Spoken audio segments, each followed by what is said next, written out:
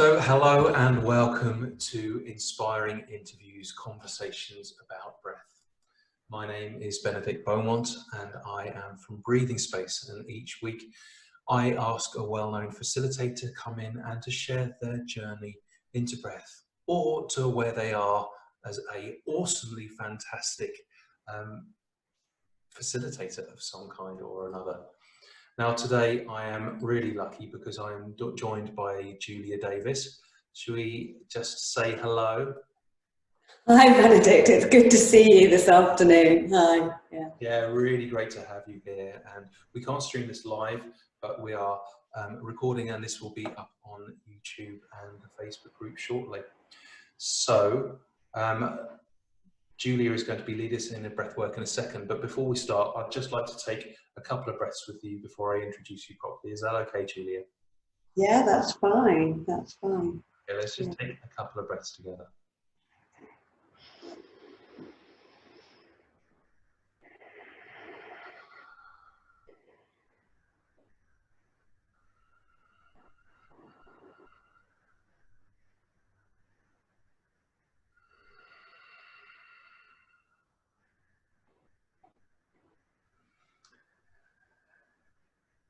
Now, before I do these interviews, I always ask my guest to do a little introduction and what they think people should know about them. So if you haven't come across Julia before, and amazing work that she does with in North London, I'm going to just read out some of the things that she has said. So Julia has been sharing yoga for 20 years. Her practice is inspired by a variety of teachers and traditions. And she teaches from a home studio in Finchley and supports yoga teachers through the Yoga Teachers Forum. One of her big interests is yoga and emotions, and connecting practice on the mat with a lived experience of yoga teachers. But that's not all Julia does and that she can talk about, because she has done the most amazing things that she's done. So I got a list from her of all the trainings that she has done, which just blew me away, because there was so much in there. There was prenatal yoga, postnatal work around feminine energy, about menstruation. There was work learning Sanskrit, teaching yoga and connecting people with teenagers and little children. And I think that's just scratching the surface. So I feel very lucky to have someone of such great experience and almost like an elder in the North London kind of yoga and supportive community. So a huge welcome, Julia. Thank you for agreeing to come on today. Oh, you're really welcome. I really love the energy that you have, and I love the interviews that you're doing and the work that you're doing in the breathwork community. So it's a real pleasure to be with you, Benedict. Okay, well, fantastic. Then both of us are really happy, aren't we? Now, you said before we started the interview that you had a little breathwork practice that you would like to start off. So maybe a great introduction for everyone to you would be you leading them in a little breathwork. How does that sound? Yeah, that sounds good. It felt funny, kind of just take 2 breaths. In my practice, there's always kind of a little bit of a direction. How am I going to take those 2 breaths?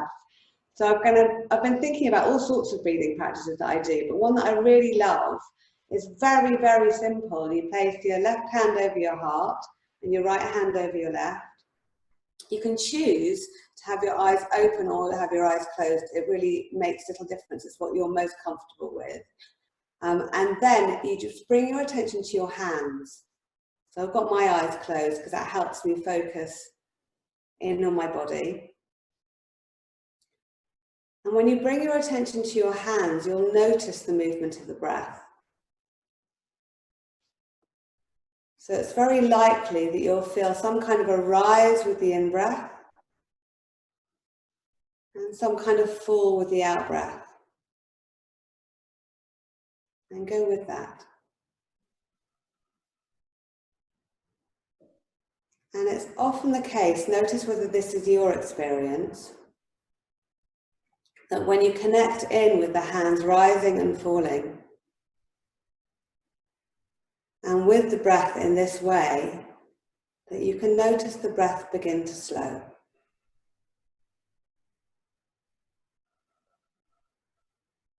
And you might even begin to notice the end of each out breath and the start of each in.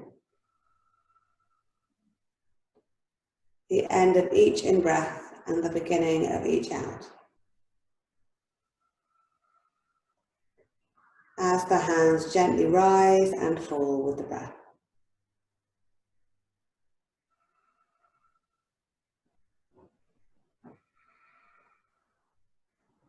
At the end of the next out breath, allow the breath to do whatever it wants to do and give the mind total freedom.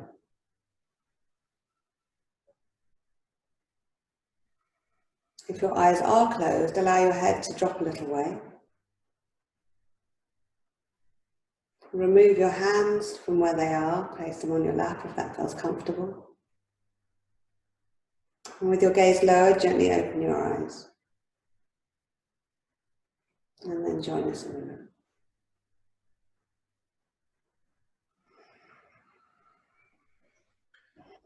Oh, that feels good.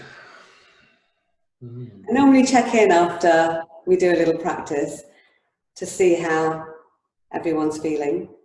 So you just told me that feels good, so that's a nice reaction. I think it's always nice after breath work to check in, because then you notice whether something feels good for you or doesn't, and also whether the direction actually did what you felt yourself. Yeah. So that was really interesting, because what I felt with there, it wasn't, and you said the words rise and fall, but what it felt more like to me was almost like a opening and a closing, like almost like a kind of like a, not a closing or a retraction, but a kind of, almost I could feel like a bird's wings beating. And I could feel my wings opening and stretching, my heart, my chest and my opening and gently closing, like a beating heart, and I could feel my heart beating as well, and that felt really good to connect with. Yeah, oh, that's lovely. You can often, when you place your hands here, you can often hear your heart beating. And often when people come to yoga, there's a nervousness around the breath, because they think they're going to be told to breathe in there and breathe out there, or whatever it is. And a way that I kind of like to ease people into it is by asking them to place their hand in a certain place and then noticing what happens. And then they'll realize that the breath does what it wants to do, and very likely that it is doing what I'm saying that it might be doing. And then they ease into comfort and they become much easier about noticing their breathing patterns. Perfect. And that's a great metaphor for life, really. It does what it wants to do. It does. It certainly does. Yeah. Okay, so this is an inspiring interview, Julia. Are you ready to be inspiring? I'm going to do my best. Well, it's a really easy and beautiful process, because what I find inspiring, and if I find it inspiring, I'm sure other people will be hearing people's stories about their journeys, about how they stepped into their power, about how they've become the person that they are, which is a teacher to many, which is an elder in the community, which is someone of let's just say power, of let's say someone of authority, someone that people look up to and learn from. So we're going to talk about your journey into how you kind of stepped into that role. But it's not just the amazing things that you've done and the amazing trainers. What I find really inspiring is hearing about the challenges that you may have gone through as well, and the struggles, because they are struggles, but for the really great teachers, they are the opportunities, they are the windows that we step through into our own greatness. So I will invite you with tenderness to step in and explore those places. I also love to bring in the teachers and the mentors that we've had a long way, and these don't have to be the official people. These aren't the kind of the workshop leaders or the training course leaders. These are people who mean something to us, who maybe have taught us something about life, not necessarily about the yoga or the breath work or whatever it is that we teach, but the people that are close to us. And so we'll invite those people in and feel them and acknowledge them and respect and honour them with a breath as well. Does all that make sense, Julia? It does indeed. Thank you for clarifying that. Amazing. Okay, well, listen, let's start back at the beginning. You live in North London, I know. And let's go back to little Julia. And I've been lucky enough to see a picture of little Julia with her little children in a child workshop that we did recently. But tell me about who inspired little Julia, and choose an age, and it might be that age in the photo when you must have been about 4 or 5, maybe. Yeah, yeah, I was about that age, yeah. Tell us who was really inspiring to you at that time. Who did you have a So when I split? was 4 or 5, I was very influenced by my parents and by my grandparents and by my siblings, I would say. I have very vivid memories of sitting in a room that we called the playroom. We still call it the playroom. I'm now in my kind of mid-40s. When I go to my mum's house, we still sit in the playroom. And we had a record player in the playroom. And I would sit there, mainly with my brother rather than my sister, even though I've got a twin sister. But with my brother and I that really connected through music. And we'd listen to records, and we'd listen to the Beatles a lot, and we listened to ABBA quite a lot. So I'd imagine that the influence of my father was the Beatles and the influence of my mother was ABBA. But music was always a real linchpin of my life. And throughout my life, I've really loved sound and music. And I've always sung, whether it's in the kitchen or in a choir. And that was a really key part of my life. And my connection to my grandparents was really key. And my mother's parents lived in Sheffield, and my mother ensured that we went to Sheffield for Christmas, and I'm Jewish, with the Jewish festival, so that for the Jewish New Year, for Passover often, and they were really, really key in my life. My father's parents were too, but that relationship was a little bit more complicated. Okay. I love that image of you and your brother in a playroom, just listening to music. And seeing as he's the first person that you mentioned, let's just bring him a little bit. Tell us about him. Is he an older or younger? What was your relation? Did you look up to him as an older brother, or were you the kind of the older sister who bossed him around? Tell us about your relationship with your brother. So my older brother is 2.5 years older than me, 3 school years, and I have a twin sister. But when we grew up, I always looked a lot older than I was. So if you put the 3 of us in a row, you saw the 3 of us in a row actually in a picture. I looked much nearer to my brother's age than to my sister's age. And so people would assume I was more similar to his age. And so he really liked to assert his authority as the older brother. And my parents were quite relaxed in their parenting in certain ways, and my brother didn't like that. And so he liked to play the parent with me. But we also have quite a lot of similarities, and we've got a similar sense of humour. And so whenever we clashed, he tended to make me laugh as well. So I just couldn't stay angry with him, because he'd do something that really wasn't okay as far as I was concerned. And then he'd be really funny. And so I would laugh. And that's kind of, and like the connection to music is really, really strong. One of my big memories of my brother is when I was 16 years old, he was living abroad. And people used to make mixed tapes in our days. Back in the day, there were literally tape recorders. I know you remember. And on them, you'd put music that's your favourite music. And my brother made me a mixed tape for my 16th birthday. In the mixtape was him playing the guitar, "You're 16 and You're Beautiful," that song, which is gorgeous. And he put in some really, really lovely music. And to this day, if you played any of the music from that recording, it just makes me feel really light and happy, and I love it. So there you go, that's my brother. Oh, and what's his name? His name's Rob. Rob. Okay, well, before we take a breath with Rob and to acknowledge him, what are the lessons that you learned from your older brother when you were very little, do you think? What are the important things that he taught you, whether not consciously maybe, but unconsciously? What are the gifts that he gave you, and what did you learn from him? Resilience, strength, holding my ground, the importance of humour. Okay, Those are really good lessons to learn, aren't they? Yeah. Strength, the importance of humour. I love that. Well, let's have a breath and feel those things with you, little you, and Rob.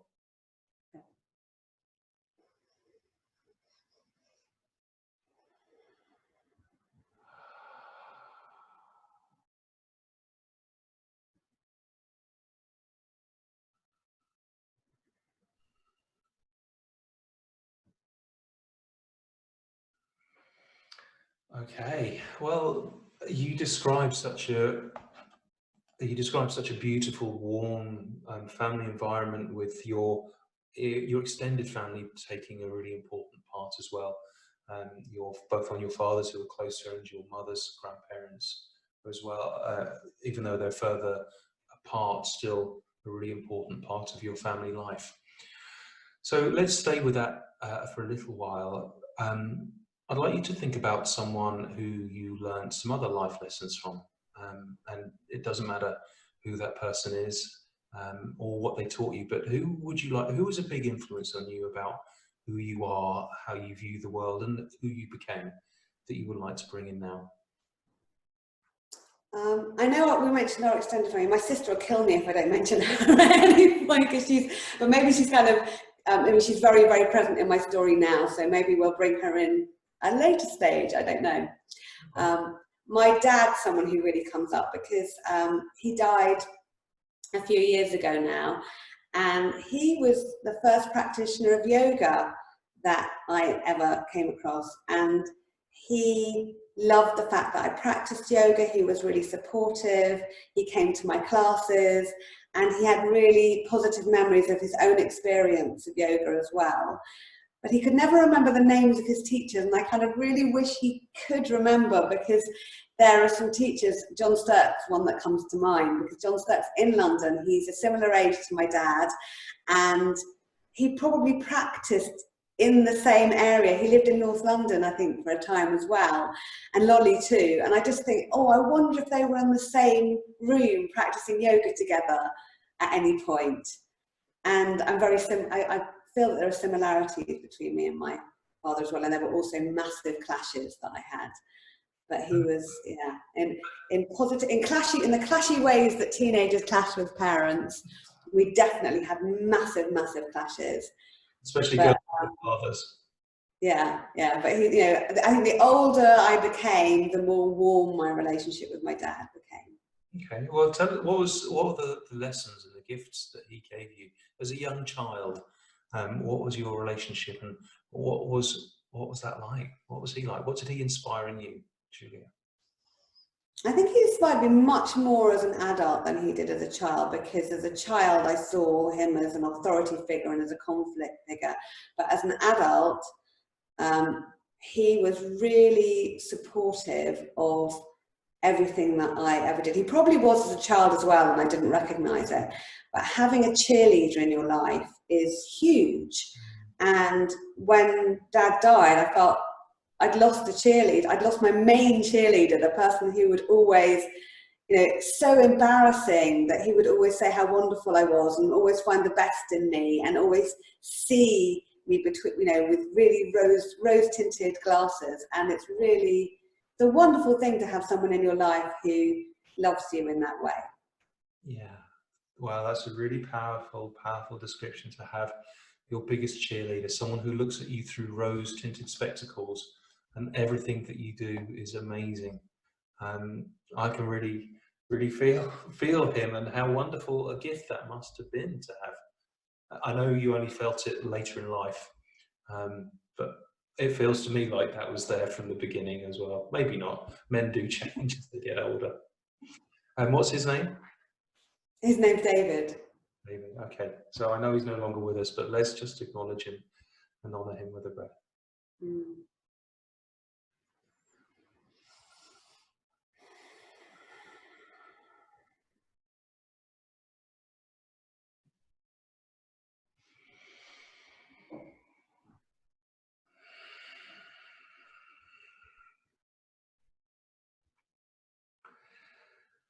So we've got some strong male energy around you, the two people that you've chosen, your brother and your father. But let's come back to you now, Julia. So what were you like as a little girl? And you've described your family. It sounds really supportive and loving and fun and arguing and noisy and, you know, all those things. But tell us about you. What was little Julia like back then? Little Julia found it challenging to be little in the ways that children often are. So when I saw my children begin to grow up and saw how easily they fell into imaginative play and playing with dolls and playing with toys, that never was my experience. I always did connect to music, but I always kind of felt that I was an old soul, but now I feel like I'm a young soul. So maybe I got stuck at 15 or something like that. But I felt that I connected well with adults. I did have a lovely peer group, but I loved to read and I loved to be in music. But I also felt that as a woman, I kind of had a battle to fight and I needed to stand my ground.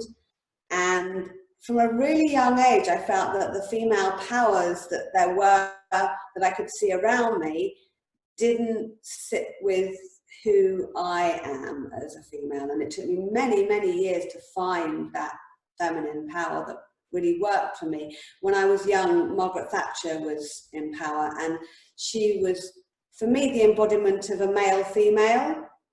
So she was in the body of a woman, but she was living a really yang life, and she expressed herself in the masculine. And there are a lot of women, or there was Madonna, but she expressed herself in a very sexualized way, and that didn't sit with me either. So, and then I nearly became a lawyer when I was older, and then that world also, the women in it, I asked them about their family lives, and many didn't have children. Not that that's an expression of anything, but it was somewhere that I kind of liked the idea of maybe my path going. So where were the powerful women, and how could I create my life? And I felt very much that I was a woman rather than feeling that that my feminine energy was really, really powerful. So where were the role models for that? And I think from a really, really young age, I struggled with the masculine power, the yang power. I mean, I'm not talking about men or women, but that kind of really kind of go, go, go power in the world, and then who I was. Interesting, because this was going to be my next question to you, actually. Where were the challenges?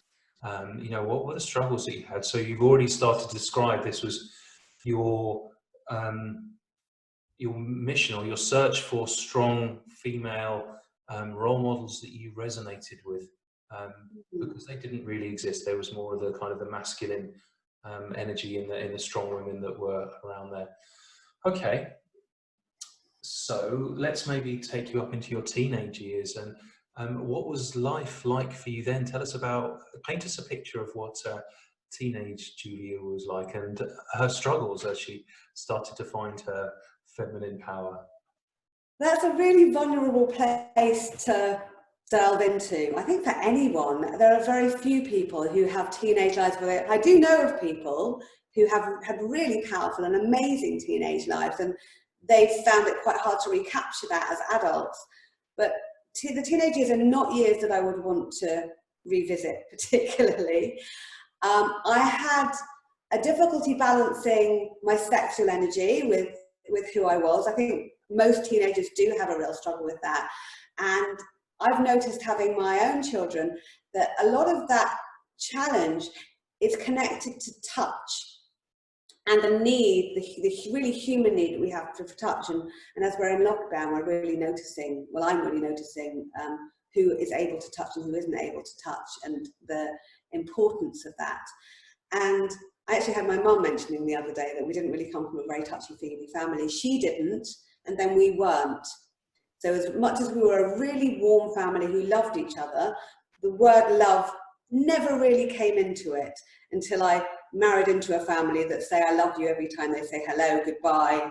Like, it kind of flows into their language really fluidly. And hugging and touching within the family wasn't something that was done. So I think that what happens to teenagers that are in that situation is they seek out touch elsewhere, and it doesn't happen in the loving way that it could do. And that was certainly an experience that I had. And as a teenager, I went out into the world, and I, you know, from studying teen yoga, and then now about all the endomorphine, you know, all the sort of the dopamine is at a low level when you're a teenager. So you go for kicks. And there were certainly experiences that I had as a teenager where I was going for kicks and I was looking for those highs where there was maybe like a little bit of boringness there. And I also went to a girls' school, and I went to a very high-powered, driven girls' school. And the way that I made my life kind of easier in my home life is I knew how to work hard and I knew how to play the system. So I knew that I was good at certain subjects, and I knew if I worked at those certain subjects, I would do really well in them. So I did very little work in the subjects that I didn't need to. Maths I had to, so I found a way to get around that.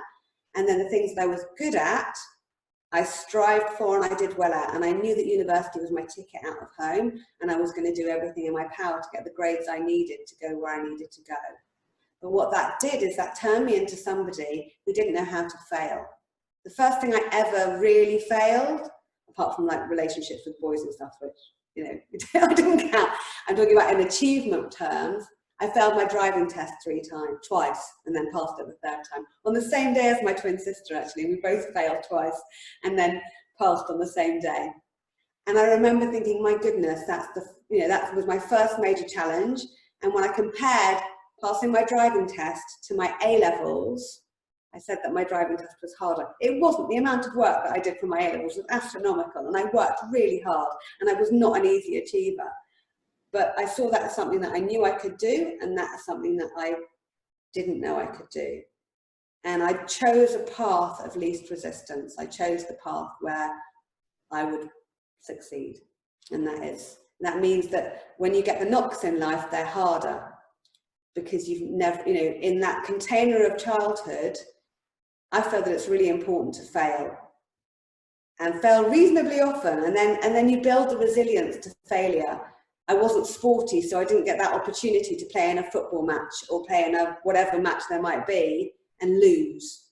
I think that's a really amazing experience to have, to be in a team, to be responsible for each other and then lose. And how do you move on from that?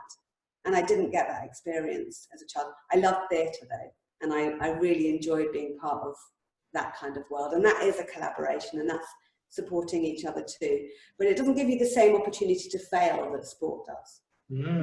What a really interesting thing to say. Your relationship with failure. What a powerful teacher failure is.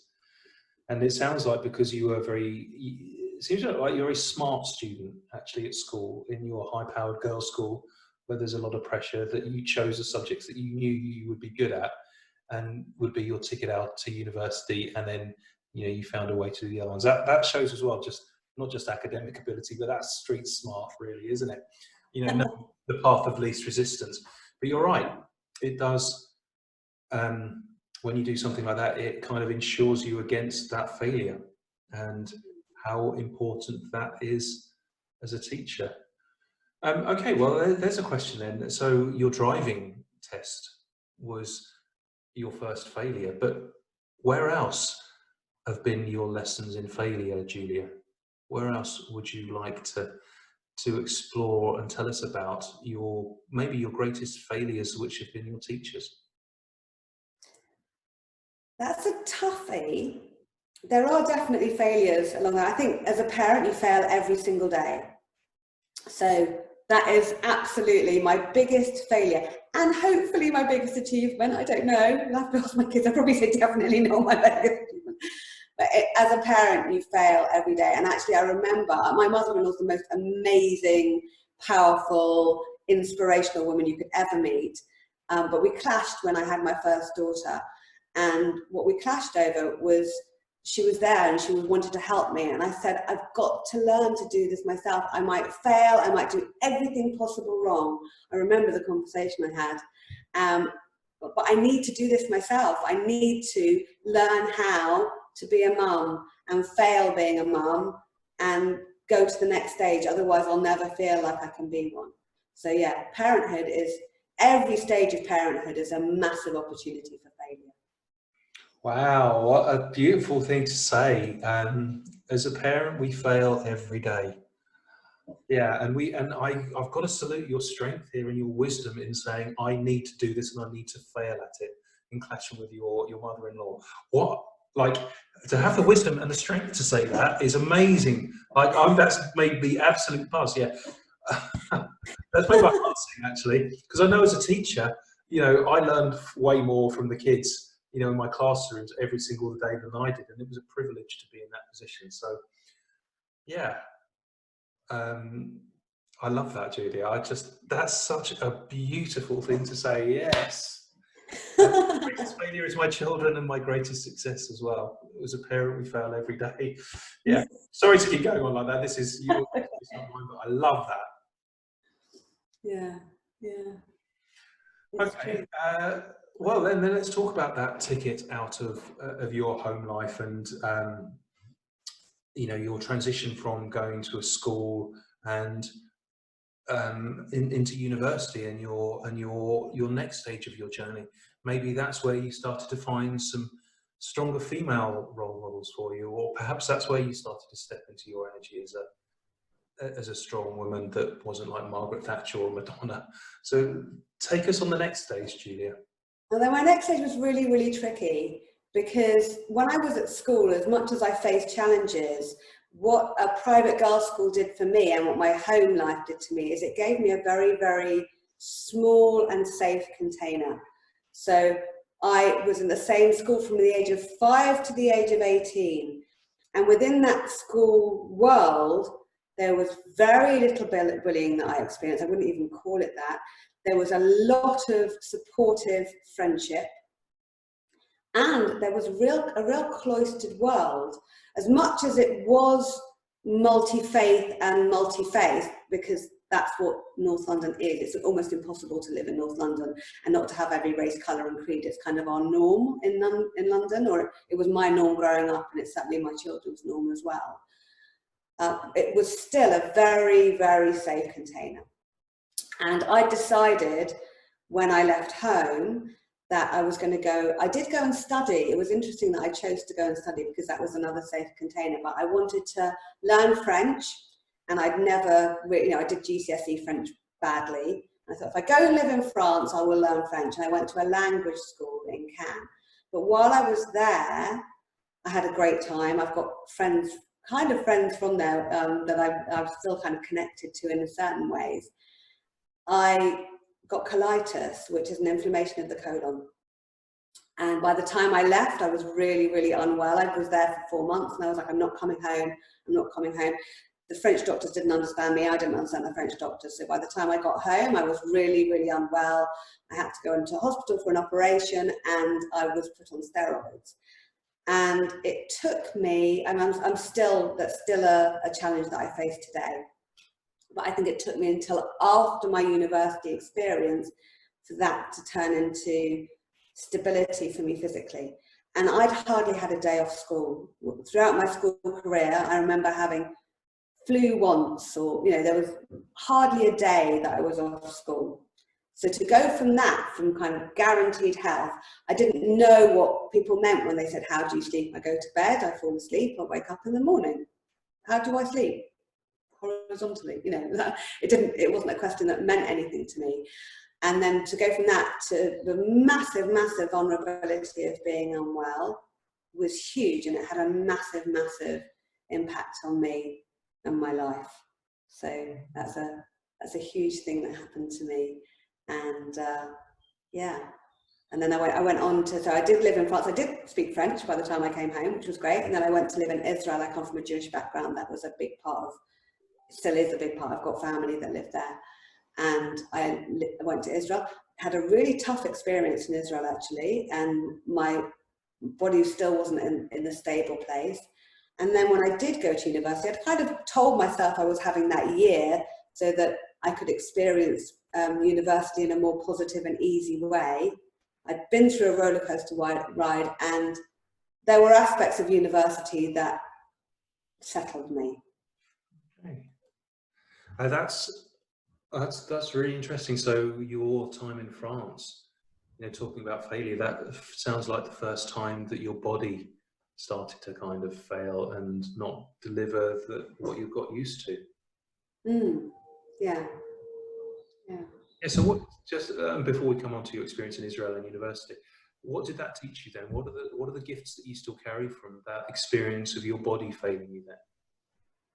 There were choices that I made because of how I felt my body was and is.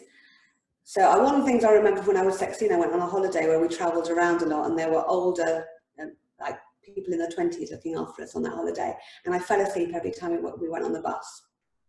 And I'm really aware of my energy levels, and I tend to really need to sleep. So what it meant was that blip taught me that there are certain things that aren't going to work for me. So when I've made life choices about work and what I might choose to do, well, I'm not going to be an actor because that involves staying up late and working in a theatre until ridiculous o'clock. So that's not something I'm going to be doing with my life. Am I going to do a job that starts at 6 in the morning and finishes at 10 o'clock?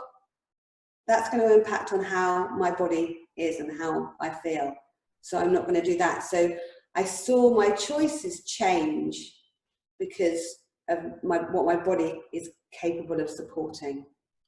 So that's a big thing. That's a huge lesson to learn, you know, and young as well. I mean, most people, myself included, didn't learn those lessons until, you know, my body was literally screaming and shouting at me, "You've got to stop doing this now." But to learn that lesson young and then to be able to make choices is an extraordinary ray of wisdom and clarity about your choices for life. So I'm so glad that you got very sick in France. Finished your A levels, Julia. I'm so glad for you. I wish I got that.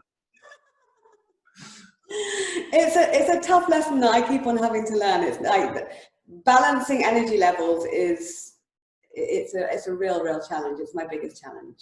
Yes. Yeah. And at least you're listening and you're hearing, because so many people don't do that. You know? Oh, I'm being forced to listen very often. If we don't listen, we get forced to listen, don't we?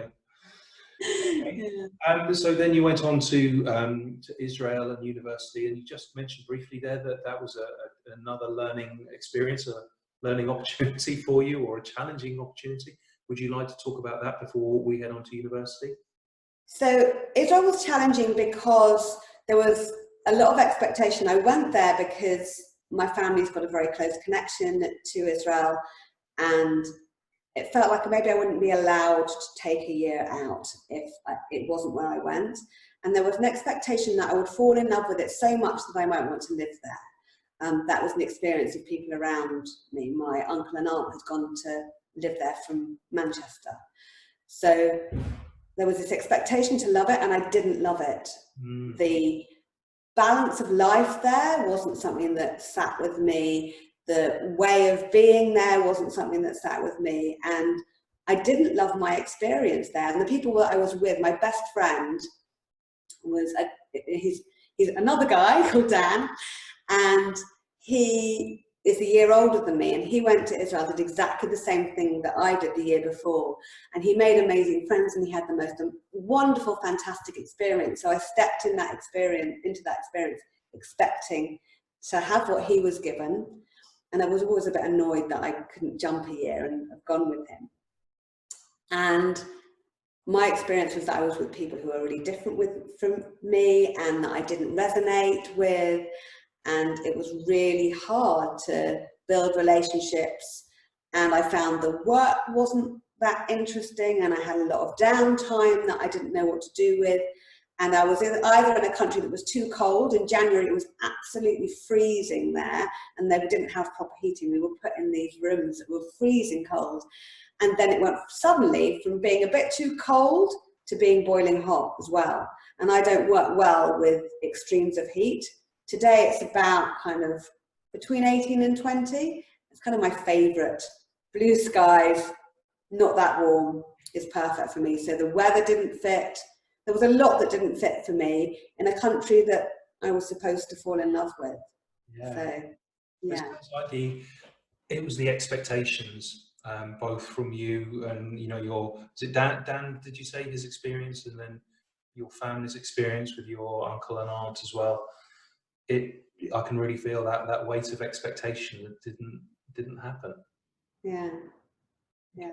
But that was also when I really first became close to my sister, because she was there at the same time having a completely different experience, and I'd go and visit her on some weekends, and it was like, as I needed a bit of support and help, she came into her power more, and our relationship became much more even.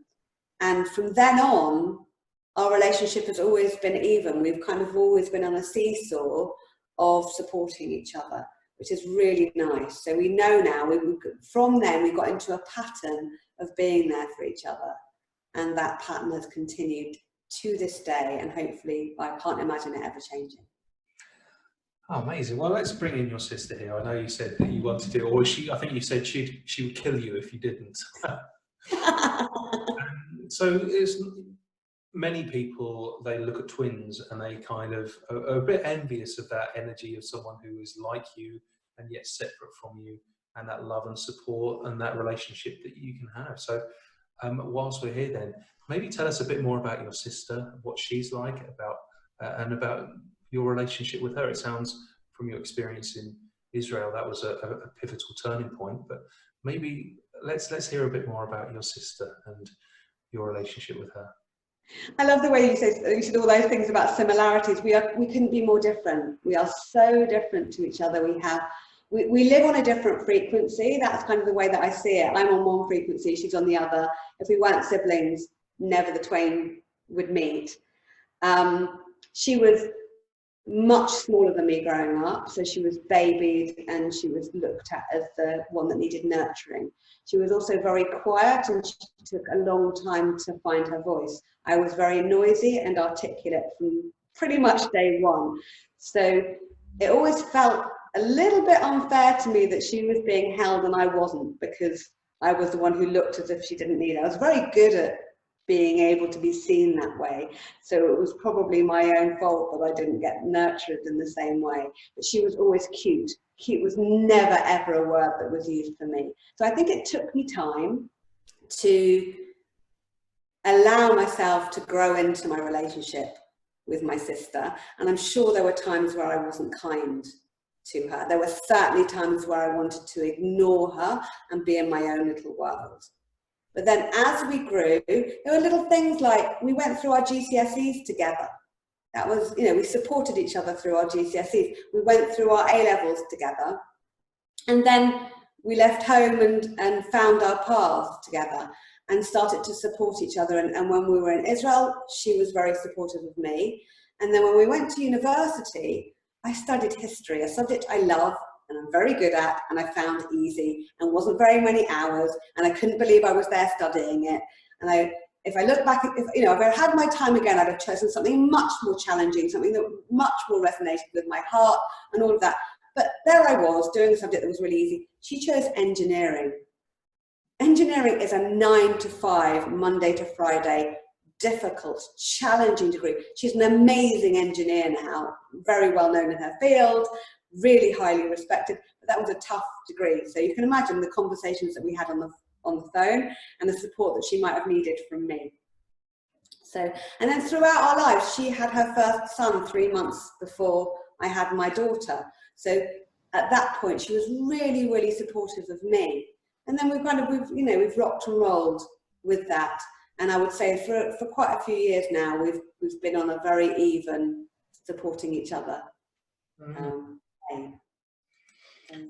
Oh, that's lovely to hear, that someone who you're so close to and yet is so different from you, and yet you still weaved in and out and support each other. So what's her name, Julia? Rachel. Rachel. Should we have a breath with Rachel then? Let's have a breath with Rachel.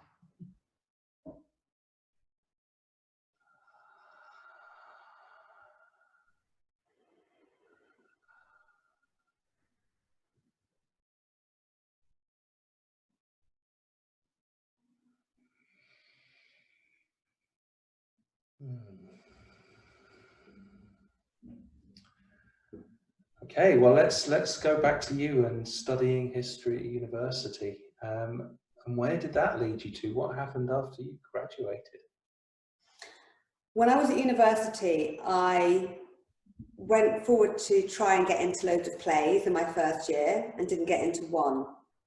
So I thought, what can I do? And I went to the debating society, and the guy who was the head of debating society said, have a go at debating. So I did. And I remember the first debate you did it in a big hall. It was like in this big chamber, and it was on a Friday night. And you'd have you and somebody else and then 2 other people. And the proposition that I was giving is this house would stub out. There you go, remember it. And it was all about stopping smoking. And I loved it. And basically I took it as an opportunity to be a stand-up comedian. And I really loved it. And I riffed off what everyone else was saying. And I really thoroughly enjoyed it. Through university, travelled the world debating. All the people, or many of the people I came across were going to be lawyers. I love their energy. A lot of lawyers are really smart people. You can buzz off their energy, and I thought, oh well, I might as well do that. So I applied to loads of law firms in London. I got a training contract, which is your free pass through law school. They pay for law school for you if you go to a big city firm. And then I decided I didn't want to live at home, so I went to the law school, which is in Guildford in Surrey.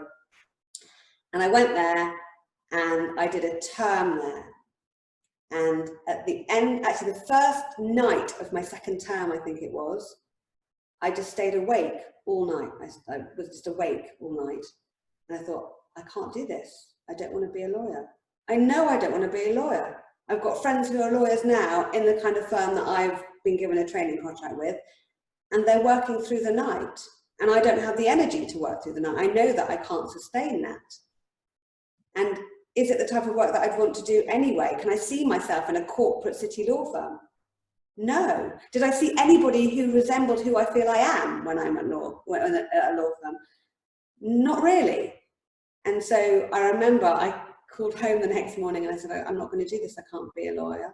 And because I had a huge amount of pride, I was really, really proud person. I thought, I don't want anyone to think I've dropped out of law school because I can't do this. So what did I do? I contacted all of my teachers and I said, you need to make sure people know that I'm not dropping out because of my inability.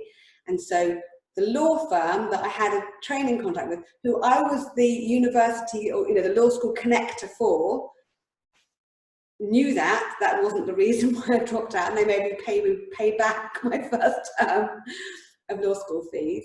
And then I went back home, moved in with my parents. I did move out very shortly afterwards. But I remember my dad being really supportive of my choice, really supportive. And all I could think of was, if I was a boy, would you still be giving me that level of support? That was what came into my head. Oh, I'm a girl. Girls don't matter that much. They're going to blah, blah, blah. They can do what they want. But what would have happened? I would just, I wanted to put myself in my brother's shoes and wonder what would have happened if I'd done the same. Or would I have been brave enough to do the same if I'd been a boy and had that, the kind of push into career that it's, in those days it was still, there was still a very, very big difference that you could see.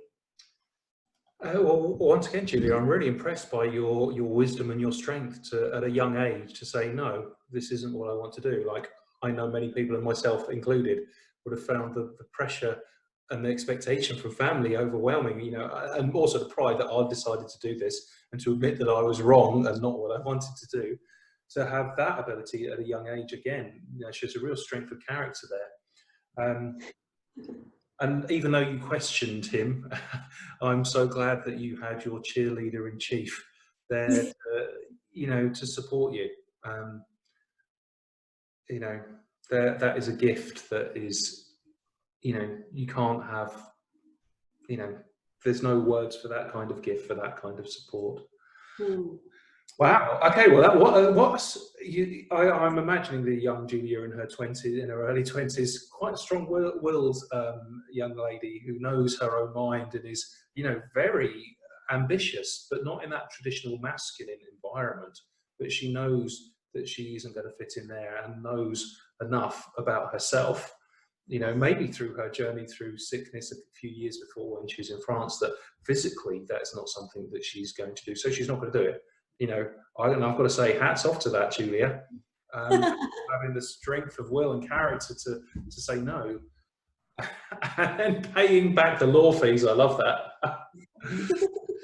Okay, so what did she decide to do? Where did she go? Where did she put her formidable skills and talents and knowledge and wisdom and drive and purpose to succeed?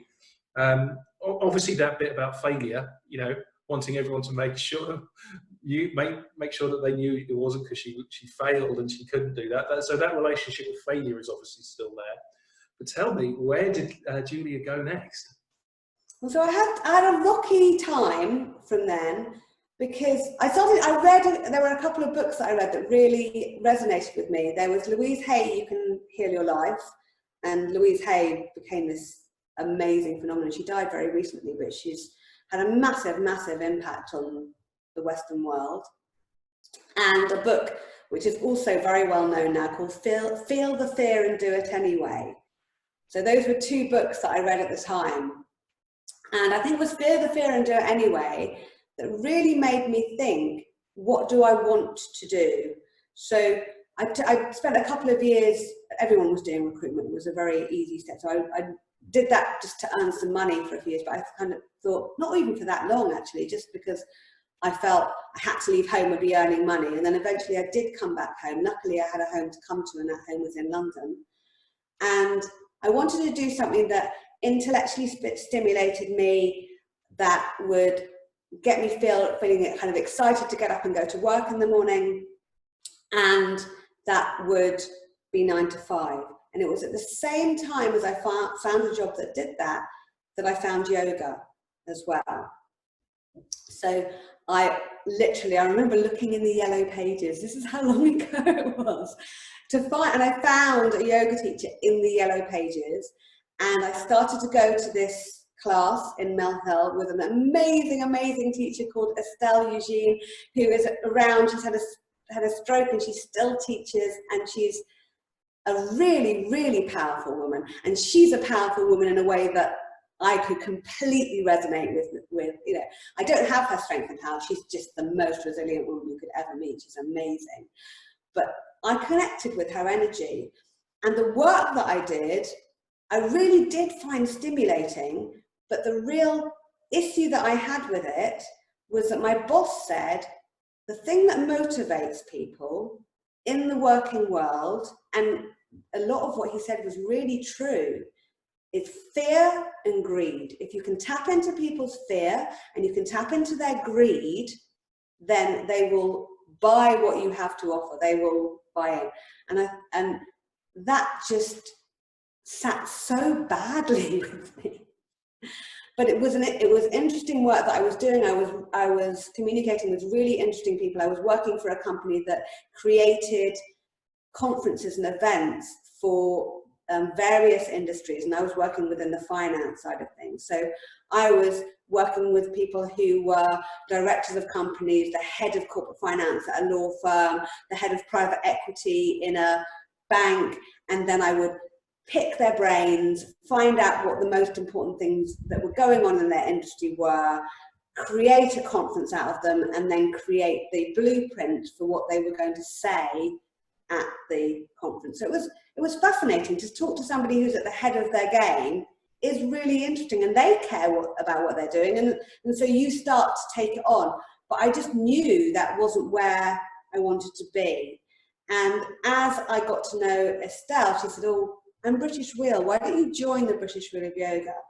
Wouldn't it be a good idea if you trained as a yoga teacher like a few years down the line?" She said that. And there's a few of us who are friends who are kind of Estelle protégés. And if we went back to that time and went into her kind of little room where she taught, and you saw who was there, many of us are teachers now, and we kind of came out of her yoga world. So I had found yoga before then, but that was kind of my real initiation into the world of yoga. Well, you guys got a couple of powerful teachers there in that kind of corporate world. I love that description that what motivates people is fear and greed, you know, to succeed in that kind of world. And that's a really powerful lesson to learn. And also to say, yeah, no, not for me. That's not where I want to spend my energies. And then I love this kind of idea with Estelle and her little coterie, her little kind of, little proteges of, grooming them to kind of carry on and step in, to carry on the work that she does. And it sounds like in her you found a strong woman that you could, you look up to, model yourself on, and think, yeah, okay, that's the kind of person that I want to be. Which is, I know, is a really powerful, when you find someone like that, it's so beautiful, isn't it? Yeah, and actually, at the beginning you said, not the people that you found at workshops and not the people that you found through yoga. But in my life, there are people that I've found in yoga and they have been massively inspiring. So after Estelle, Barbara Joseph was the teacher who taught me throughout when I did my teacher training with Liz Till. Liz Till was a soft and gentle and intellectual woman. And in the group that I practiced my teacher training with, there were amazing, powerful women in that group as well. So I resonated with them and I really learned from them. And there was so much nurturing in the journey that I went on to become a yoga teacher, because it was so immersed in pranayama, in the breathing practices, in the meditation practices, as well as the physical. And then there was the intellectual side of it as well. And there were people who were in that group who had been practicing yoga for many years. There was a woman who had she had teenage children, so she'd kind of lived her life to that extent. There was somebody who was really immersed in a meditative world and had lived on an ashram for many years. So the people that I've come across in my life through yoga have been a massive inspiration throughout my life until this day. I'm meeting and connected with people in the yoga world that blow me away. Amazing that you get to have, that experience, and still at a young age. I really feel that many people don't have that experience until they're a bit older. So I really, I feel really, really lucky to have met someone like you who had that nurturing experience, Julia. Okay, so there's you in your 20s and discovering yoga and knowing that that's the path that you want to go down, rather than being, sucked into a world of greed and fear. And you trained with the British Wheel of Yoga, I'm guessing. And then what happened after that? So I began my teacher training when I was 27. And I got married that year too. And I was pregnant with my first child by the time I was 30. So my last 4 months of teacher training, I had a baby with me. I think no, Zoe was born in my last couple of months. It was kind of round about that time that I came. I think she was born in March and I completed my teacher training in May. So I'd gone through a kind of 9 months towards the end of my training pregnant, and then postnatal. So that was massive to have going on in my life. And when I became a yoga teacher, the yoga world was completely different to the yoga world that we have today. If you looked at London and yoga, certainly North London, there was Yoga Junction. Tara Fraser only qualified as a teacher a couple of years, maybe 2 or 3 years before me. But she's a massive powerhouse, and she had this amazing drive, and she created Yoga Junction pretty much out of teacher training, and which some people do now. It's like that's quite a common experience now. And there was Tri Yoga, which was just starting to build its roots when I was pregnant with my eldest child. And I remember going to a pregnancy yoga class with both Tara and there. And Tara's I enjoyed, and the one at Tri Yoga, I know Tri Yoga is amazing now. They've really harnessed some beautiful, nurturing, wonderful teachers. But basically, it was a vinyasa flow class full of pregnant women. It was the least nurturing experience I'd ever had. But now I know, they've got people like Lolly Stark, who is a legend. Look up Lolly. She is an absolute legend in pre and postnatal yoga. She is the woman. She was there at the beginning, and I know that she works with Tri Yoga now. So they are a wonderful, wonderful organisation. But that was a world of yoga that I kind of entered. And I didn't really know what it was to be a yoga teacher. And I think actually even today, a lot of people enter the world of yoga teaching and they don't really understand what it is. Because to be a teacher and have it as your career, as your life, takes a huge amount of energy, because you're giving your energy to every class that you're part of. And as a school teacher, you're aware the amount of energy that you give when you're sharing in that way. And yoga teachers don't earn an awful lot from the classes they do, and the number of classes that you would need to teach to actually have a sustainable career in yoga. Can you actually have a sustainable life and maintain your practice as a teacher? So the love of what you do and what you share, and teach enough classes to make it work, and then have a young family. That isn't, that for me, that was impossible. So there were a lot of challenges that were there. And after I had my first child, I was about a year in. I was battling that choice between going back into the corporate world, which I really didn't want to go anywhere near, trying to build a world as a yoga teacher and being a young mother. And I didn't manage it. I ended up crashing really, really badly, being very, very unwell again. And it took me a long, long time, until after the birth of my second child, to climb out of that. Wow. So where do I want to go from here? So first of all, that sounds like a really exciting time to qualify as a yoga teacher 20 years ago in North London, with Tri Yoga and Yoga Junction. Just rather than having to go through the yellow pages, I know that they started to come up there. So that's a fascinating bit.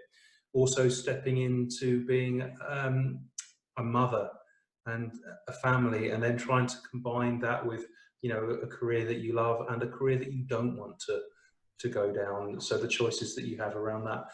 Now, I'm aware that we are at our hour mark. Are you okay to just go a few minutes longer? Yeah, I'm happy to go longer. Yeah, I kind of thought, oh, we've come to about an hour. We're going to be chatting for like 3 days at this rate. Well, I think this happens actually, Julia. Many of my interviewees, we've decided to actually come back for part 2. Yeah. Because there's just too much to get through, and I don't like rushing. So, but I don't want to leave us in this cliffhanger of, well, maybe I do want to leave us on this cliffhanger. Maybe we should just leave it there, because those moments where we crash, and and we sometimes it's physically ill, sometimes it's just emotionally or mentally. Those can be the moments where the real magic and the real growth occurs. So, okay, I'm going to put it over to you. What would you like? We'll just talk for a little bit longer, but what would you like to talk about? So for a few minutes, and maybe will you come back for part 2? Yeah, I'm happy to come back for part 2. You ask me a question and I'll answer it, and then I'll come back from part 2. Okay, well, I'm going to ask one more question. I'll ask a question just about you, then we'll just do some things to finish off the interview, and then we'll fix up a time for part 2.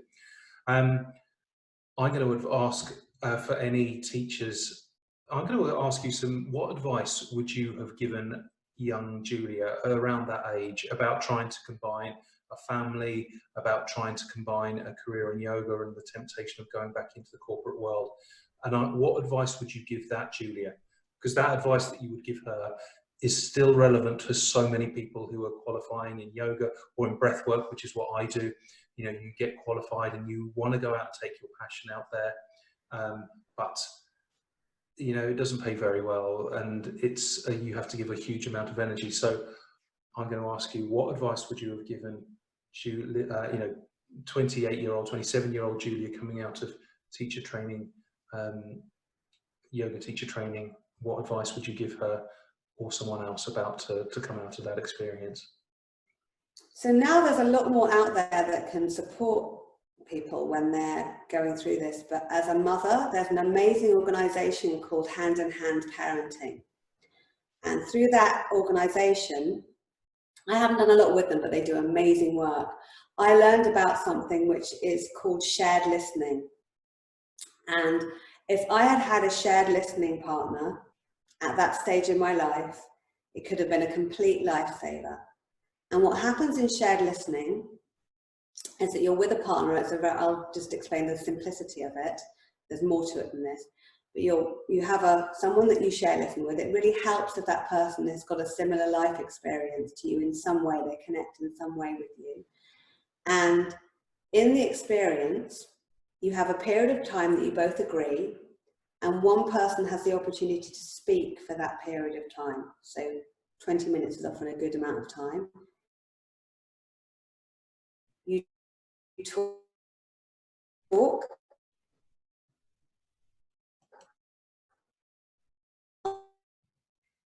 uninterrupted. The other person, knowing questions. What's your favourite colour? What did you watch on telly last night? Things like that. And then the other person has 20 minutes to share, and the same thing's done. And then you say goodbye, and that's it.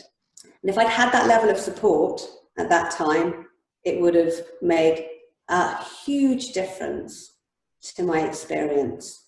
The experience of a mother can be unbelievably lonely and isolating and scary, and that scariness and isolation would have been removed to a great extent if I'd had that level of support. The whole yoga thing, that could take me all day to talk about, but I think that's something that would be, you know, really, really key. If we're going to end roundabout here, then I would recommend everybody find themselves a listening partner. A listening partner, and someone to just, yeah, I really hear that. Okay, do you have a listening partner now, or someone that you would just like to acknowledge who's been that person for you and given you that space? I have had I've had 2 or 3 listening partners. The thing about having a listening partnership is it's a confidential thing. So I thought it might be like that. So maybe should we just like your listening partners, and for anyone who watches this, if you've got... Yeah, I can take a breath for them without saying their names, because it's not a fair thing to do to name them. Let's definitely, you know, whoever your listening partner is, whether it's an official one or if it's just an unofficial one, let's just like acknowledge them with a breath.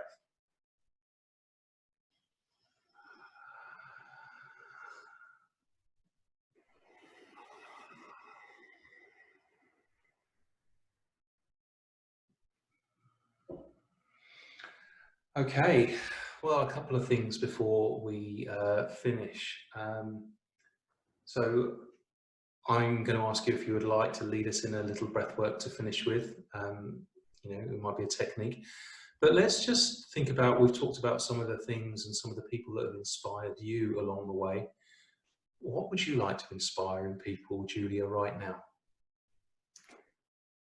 I would like to live a life that is real and true, and that people can feel like they can be. That's a really hard question, but I just want to live who I am and be as kind and as true as I can be to myself. And through that, I've always felt if you live what you love, then other people will gain so much more from your lived experience than from trying to teach them anything. So what's massively important to me is menstrual cycle awareness and being in the cycles, and for women to really understand living in their own bodies. And if I can do that and be that, my daughter's school friends' parents will kind of call me the period nutter or something similar. But because they know I'm that, they come to me with all their period problems. So it's that kind of thing. It's like, oh, Julia does this, or maybe she'll be able to help me with that, or whatever it is. But I really think that the way we live our lives resonates much more with people than how we teach them. So I want to live a life that inspires others to live their best life too. Okay, so you want to live the most truest, most authentic version of your life, which will give other people the permission, the knowledge that they can do that as well. I will definitely take a breath with that. Okay, thank you.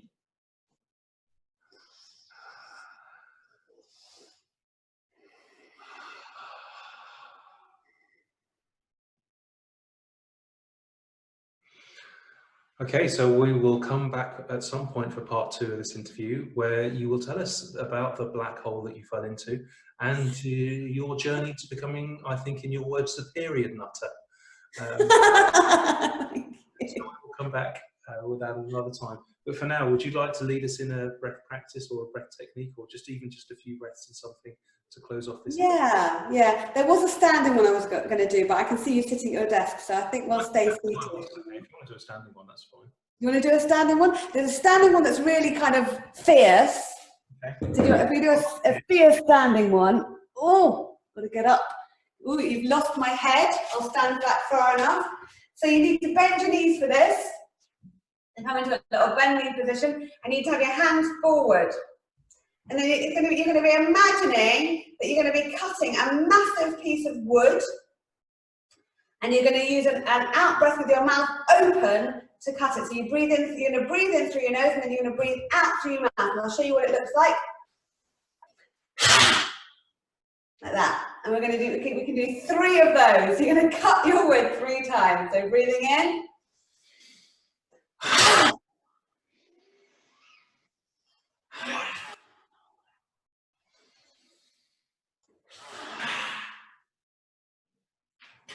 There you go.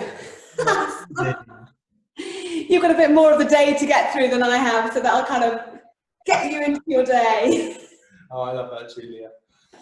Well, Julia Davis of Finchley Yoga London, thank you so much for coming on our Inspiring Interviews show. We weren't conversing about breath so much today, but it's still inspiring to hear your journey into your power and your sovereignty to be, you know, the kind of person living their true life that we all get inspired by. So thank you very much today, Julia. Oh, you're really welcome. It's been a pleasure talking to you, Benedict. Thank you. And we will find you back for part 2 very soon. Yeah, lovely. I'm really happy to join you for part 2 whenever you choose to.